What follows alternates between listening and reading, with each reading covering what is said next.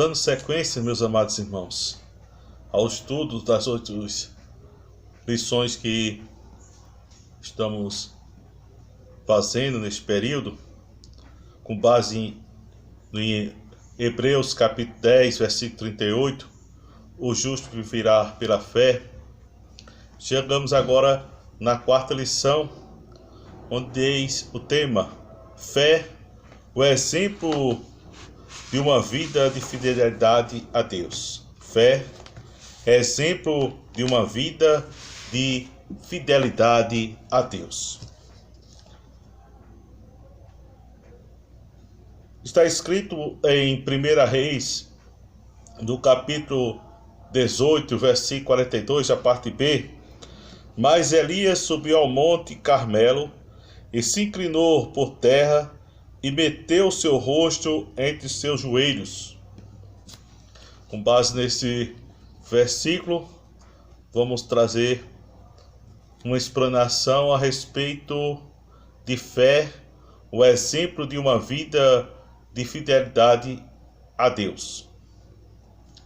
Quando somos fiéis ao Senhor, experimentamos uma verdadeira existência de fé, seu mais puro sentido. Então, quando somos fiéis ao Senhor, experimentamos uma verdadeira existência de fé em seu mais puro sentido bíblico. Nesse pequeno resumo, nós vamos ver que a palavra fé, no contexto de Elias, na Septuaginta, que é peste, ou piste, como alguns falam, que pode ser traduzida por fidelidade. Também vamos obter informações detalhadas acerca deste homem de Deus, sua fidelidade ao Senhor e a situação de Israel no período em que ele viveu. Também veremos ainda como ele desenvolveu e desempenhou seu ministério e, por fim, como ele destacou a missão de Elias, de confrontar o pecado e convocar o povo ao arrependimento através da verdadeira busca ao Senhor. Vamos iniciar falando sobre as informações sobre o profeta Elias. O nome desse profeta é composto por 2 termos divinos, El e Ai. O primeiro significa Deus e o segundo, a abreviação de Yahvé. Portanto, o nome Elias, no hebraico, é Yash, que significa Jeová é Deus. Como podemos ver, o próprio nome de Elias era uma espécie de programação da sua mensagem. Vive o Senhor, Deus de Israel, conforme está em 1 Reis, capítulo 17, versículo 1. Elias foi chamado pela maioria dos estudiosos como o profeta do fogo, conforme está lá em 1 Reis, capítulo 18, e o versículo 24 e o versículo 38. Quanto ao lugar de onde o profeta veio, as escrituras nos dizem: então Elias, o tibista, dos moradores de Gileade, conforme está em 1 Reis, capítulo 17, versículo 1. O adjetivo tibista indica que era natural de Tibes,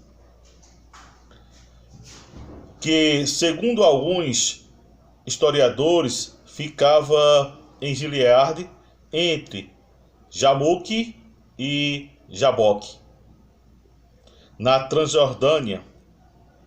Embora pelos registros bíblicos pouca coisa se saiba sobre a história individual e familiar de Elias, várias características pessoais podem ser destacadas. Exemplo, ele se vestia de maneira diferente, conforme lá, 2 Reis capítulo 1, versículo 8. Era dotado de grande autoridade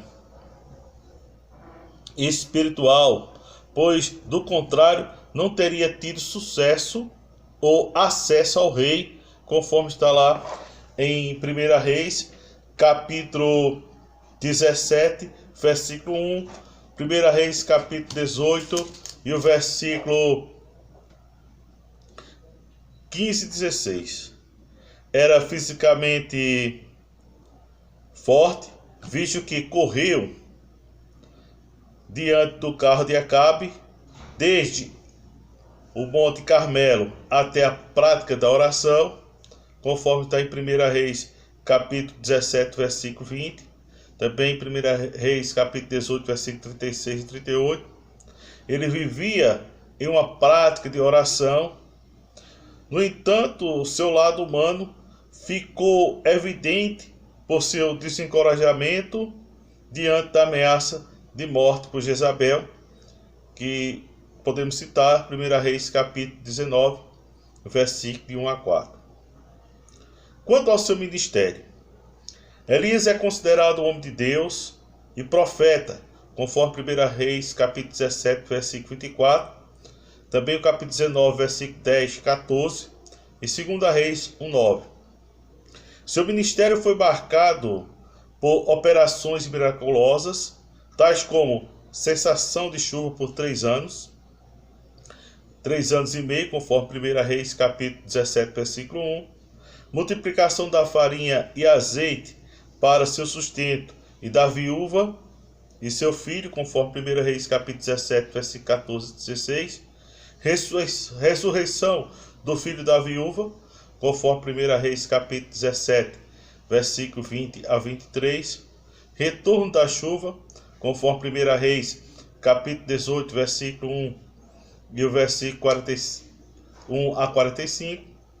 Também o fogo caído do céu, conforme 2 Reis capítulo 10, versículo 1, capítulo 1, versículo 10.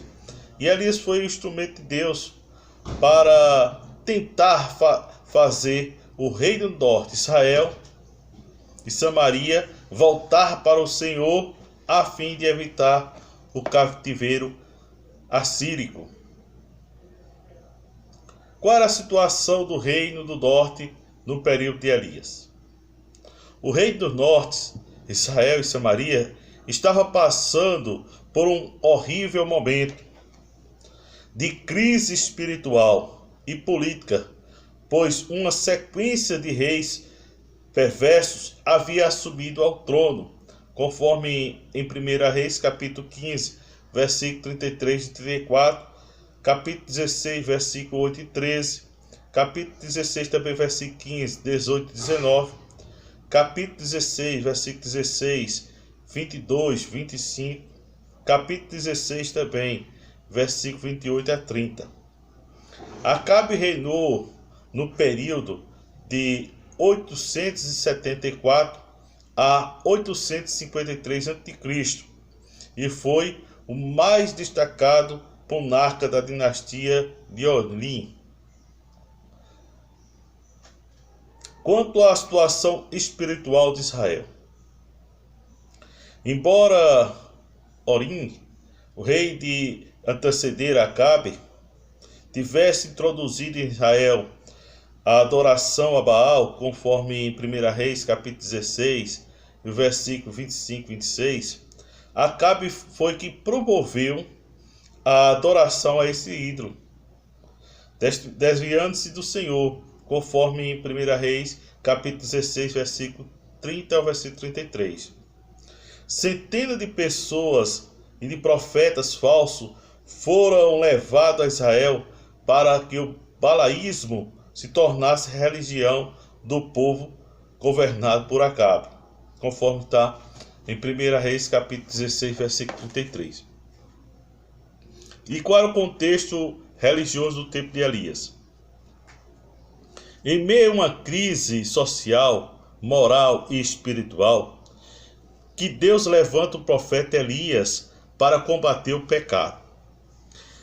e proclamar o juízo e convocação ao povo ao arrependimento. Israel vivia nesta época um período de sucessão de reis ímpios, conforme em 1 Reis capítulo 16, versículo 25, versículo 26, versículo 28, versículo 30, versículo 31. Um período também de idolatria, conforme 1 Reis capítulo 16, versículo 31. Uma grande crise, conforme 1 Reis capítulo 16, versículo 31 a 33. 1 Reis capítulo 17, versículo 1. 2 Reis capítulo 18, versículo 2. Invenção de valores, conforme 1 Reis capítulo 18, versículo 5 e 6. Idolatria e perseguição aos profetas, conforme 1 Reis capítulo 21, versículo 25. 1 Reis capítulo 18, versículo 19 e 20. 1 Reis capítulo 18 e 4. Qual a definição de apostasia? Apostasia, o termo deriva do grego, que significa fora, que quer dizer colocar-se, podendo ser compreendido portanto, como afastamento ou abandono premeditado, consciente da fé cristã. No Antigo Testamento, não foram poucas as pessoas que praticaram apostasia cometida também lá em Israel. Só em Juízes há 7 desvios da verdadeira fé em Deus. Para os profetas, a apostasia constituía-se em adultério espiritual. Se a congregação hebreia era a esposa de Jeová, deveria guardar-lhe fidelidade aos preceitos e jamais curvar-se diante dos ídolos. A fidelidade de Israel e a fidelidade de Elias.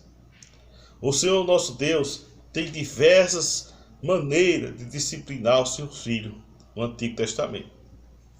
Uma delas era provocar longos períodos de seca sobre o povo. As advertências sobre este método disciplinar podem ser lidas em alguns textos bíblicos, conforme Deuteronômio capítulo 28, versículos 23 e 24, 2 Crônicas capítulo 7, versículos 13 e 14. O profeta Elias estava consciente disso quando confrontou os profetas de Baal. Logo percebeu que o povo não mantinha mais sua fé, não mantinha mais sua fidelidade ao Deus de Israel, conforme 1 Reis capítulo 18, versículo 21. Vejamos o motivo de Deus permitir esta grande seca. Primeiro, promover disciplina e correção para o povo, para este povo que estava desobediente.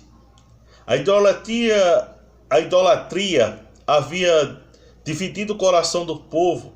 Para corrigir um coração dividido, somente um remédio amargo surtiria efeito.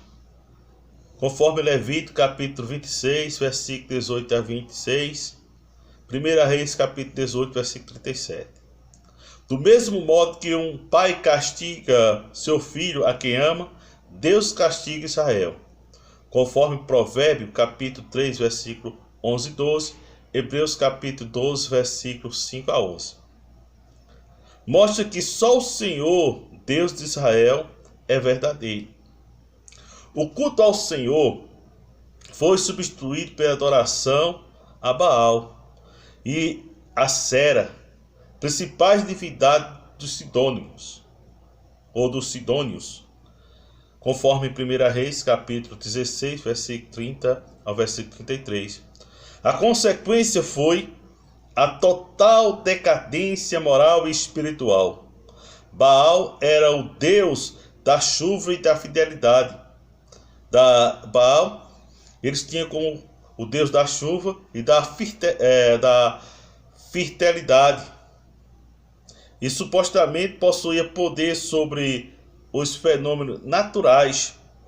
A longa seca sobre o Reino do Norte criou as condições necessárias para que Elias desafiasse os profetas de Baal e provocasse que esta divindade não passava de um Deus falso, conforme 1 Reis capítulo 17, versículo 1 e 2, também 2 Reis capítulo 18, versículo 1 e 2, também 2 Reis capítulo 21, versículo 39.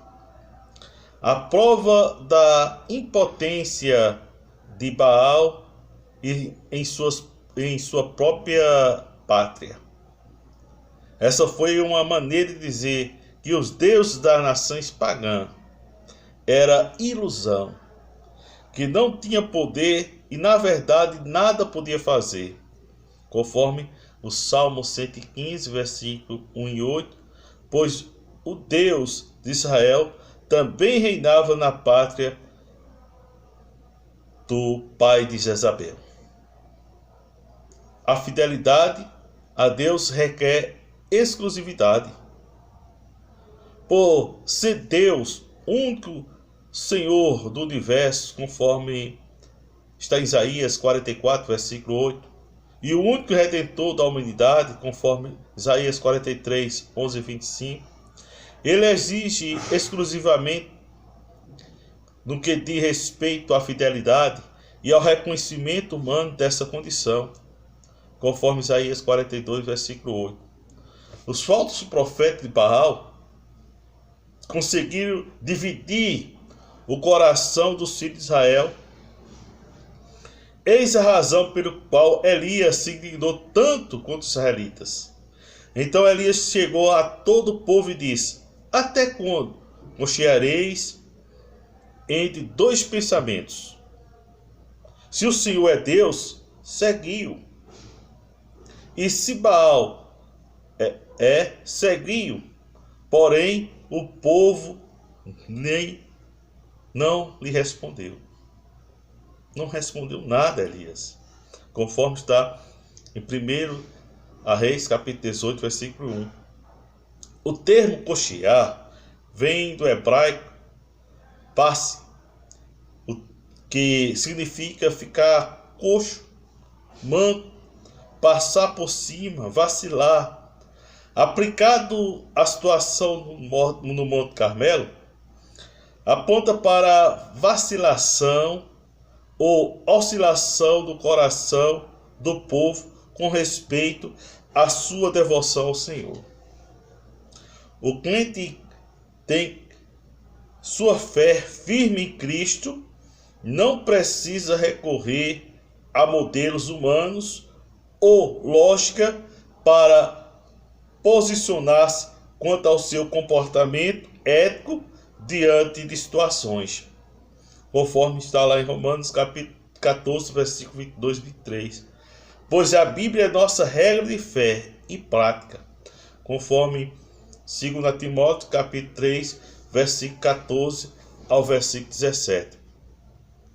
Temos que batalhar pela fé.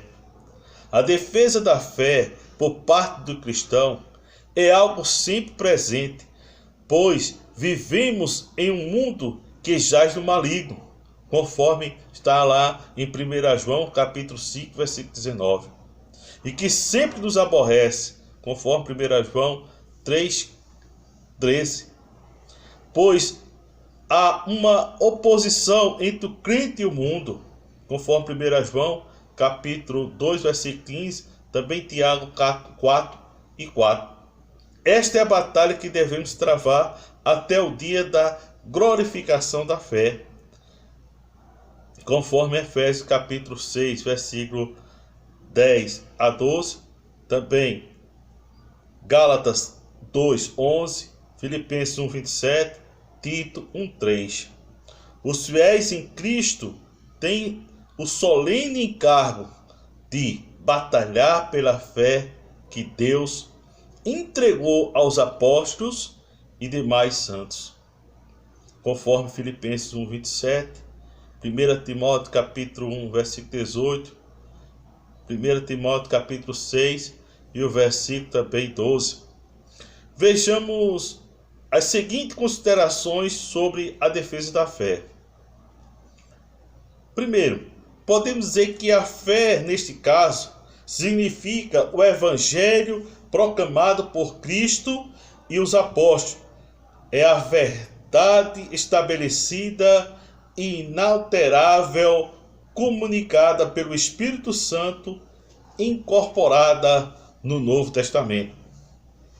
Também podemos dizer que a palavra batalha descreve a luta que o crente fiel deve travar na defesa da fé. Significa, literalmente, defender, estar sob pressão ou travar uma luta. Devemos esforçar-se ao máximo para defender a palavra de Deus e a fé, segundo o Novo Testamento, mesmo que isso nos seja custoso e agonizante.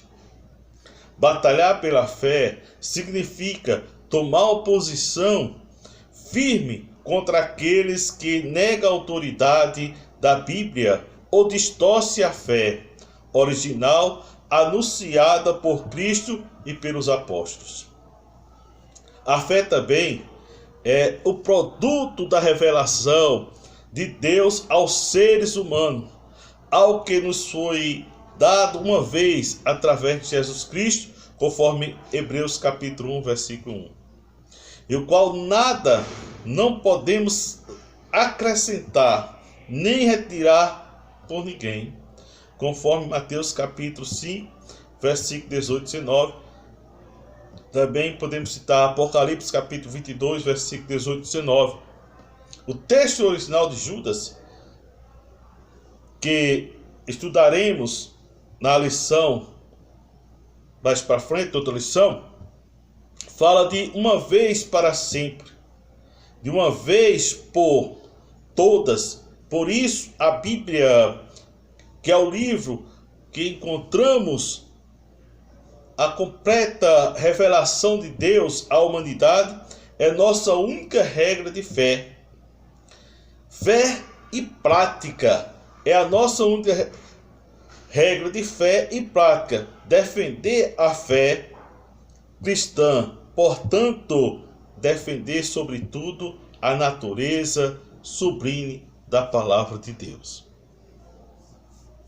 Então, para terminarmos, podemos dizer que ser fiel ao Senhor implica uma vida de inteira devoção, integridade e fidelidade.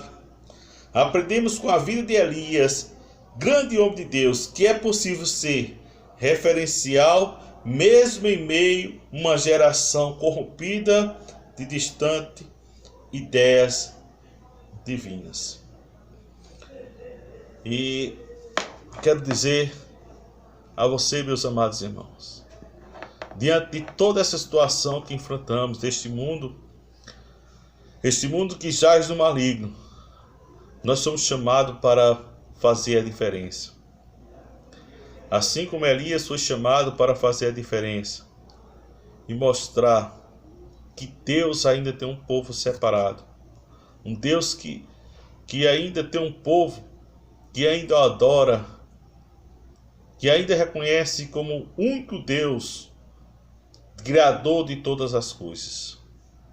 Defenda a fé, viva pela fé. Vivemos num momento político, mas nós temos que manter a nossa fé, temos que ser exemplos, temos que dar testemunho, temos que viver e mostrar que Cristo vive em nós. Temos que ser luz do mundo e sal da terra. Independente da situação, defenda a bandeira, defenda a palavra de Deus e seja fiel a Ele, que Ele será fiel a você. Eu tenho certeza, meus amados irmãos, que você também vai ser fiel a Deus. Tenho certeza também, meus amados irmãos e ouvintes, que você vai refletir nesta palavra. O crente viverá pela fé. O crente tem que ter testemunho, dentro da igreja, fora da igreja. E você que é cristão, observe aqueles que estão aí querendo mudar as coisas, querendo se associar às coisas do mundo.